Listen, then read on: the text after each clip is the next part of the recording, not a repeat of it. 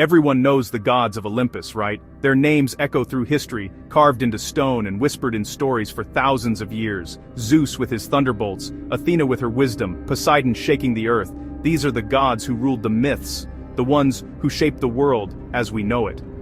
But what if I told you, these weren't the only gods? What if there were others, older and stranger, whose stories have nearly faded into darkness?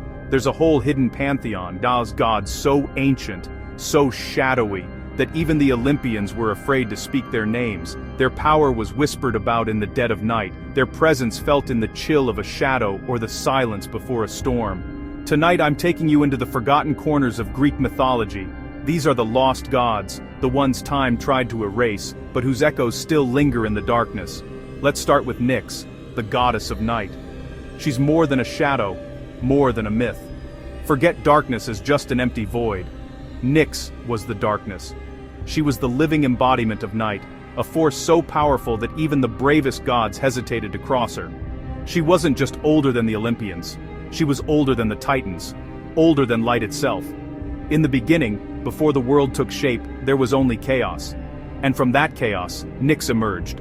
Born from chaos, Nyx was feared by gods and mortals alike. Her presence was a reminder that darkness is not just the absence of light, but a living, breathing force. Even Zeus, king of all gods, wouldn't mess with her. No thunderbolt could touch the night she wove. Her power was absolute, her reach infinite. When she spread her wings across the sky, the stars themselves would tremble. The world would hold its breath, waiting for her to pass. And from Nyx came more than just night. She was a mother to forces that shaped the fate of gods and mortals alike. She gave birth to Hypnos, the god of sleep, who drifts through the world on silent wings, bringing dreams and rest to all living things, and Thanatos, the god of death, twin spirits, silent and unstoppable.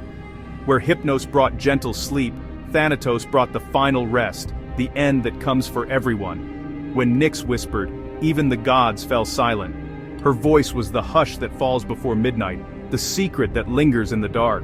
Her power wasn't just in shadow, but in the secrets and silence that filled it.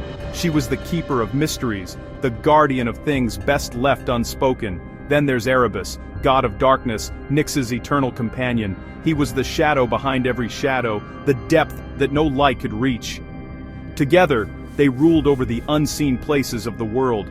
Their domain was the void, the space between worlds, the silence between heartbeats. Erebus was the depth of night, the darkness so thick even light was swallowed whole. He was the boundary between the living and the unknown, the edge of every dream.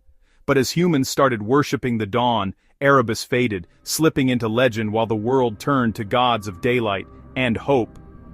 Yet, his presence lingers in every shadow, a reminder that darkness is never truly gone. And let's not forget Moros, the spirit of doom. He was the inescapable fate that haunted every living soul. No one built him a temple, but no one could ignore him either.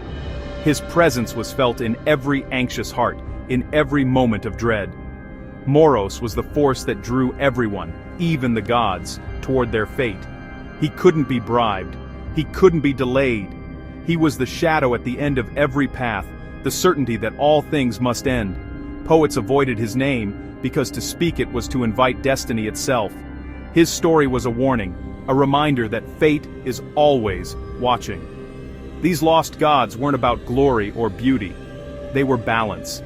They were the other side of the coin, the forces that made joy and hope possible by giving them meaning. They were the darkness that makes light matter, the silence that makes thunder possible. Without them, the world would be flat, empty, and incomplete. Their temples might be dust now, but their stories linger in fragments and whispers. In the quiet moments, in the spaces between words, you can still feel their presence.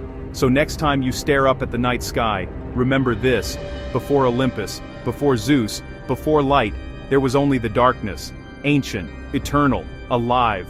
The forgotten gods are never truly gone. They wait in the shadows, patient and watchful. And if you listen closely, maybe it's still out there, watching us even now.